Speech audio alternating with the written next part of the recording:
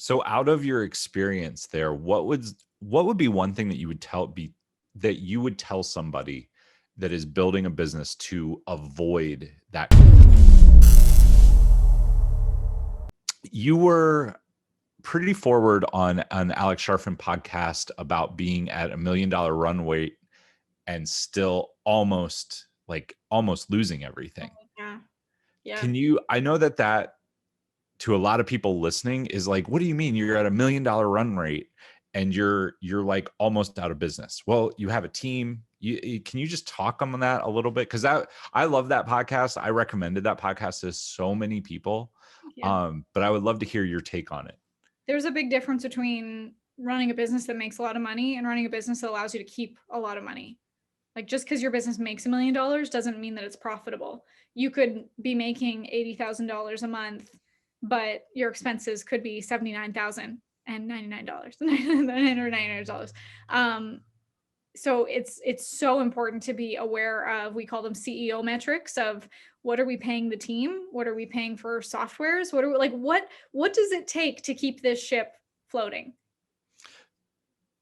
So out of your experience there, what would be one thing that you would tell somebody that is building a business to avoid that? Because I feel like as entrepreneurs, we get started, right?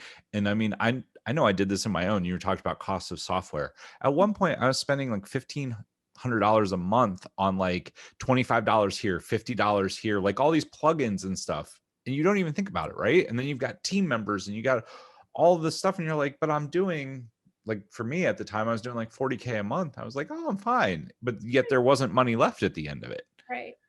So I go through my numbers every single month. Like it's the beginning of the month right now. I just went through my numbers from last month and I looked at every single thing that went through on the credit card to go, do we still use that? Do we still need it? Like my operations manager will do it, but then I do like a once over after to go, if there's anything that she missed, like, oh wait, do we still use that? Or I don't need this anymore. Because sometimes we sign up for something like a software that we're like, oh, I only needed that for a couple months, let's cancel that. But then also looking at your contractors, your employees, are these, am I paying them appropriately? Of course, we want to pay them in a way that incentivizes them, but have I overcommitted to anything? My biggest problem when I was honestly going to go bankrupt was that I had hired employees because I really loved them and I wanted them to be happy, but what they asked for financially, there was no way I could afford, and they weren't making that in the business.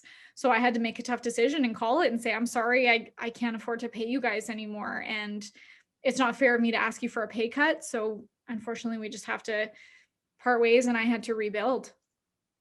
That's a very, very valid takeaway. I know you and I had a conversation at the mastermind around that. Very similar. You had hired somebody that had promised X results and they weren't fulfilling in their job. And at the end of the day, it's not personal, it's a business. And we had been investing a lot to try to make it back. And of course, like when you invest in yourself, you're investing, but hopefully for the upswing that it's going to pay off. And we kept investing and kept in like running Facebook ads and hiring this contractor for this project. And it didn't get there yet. And I sure learned a lot of lessons. That was tuition that I paid to get that education. But at the end of it, I was like, I am going into debt and I'm not going to be able to dig myself out of this unless I make some drastic changes. Nice. So I think keep yourself and your business first. You have to make money.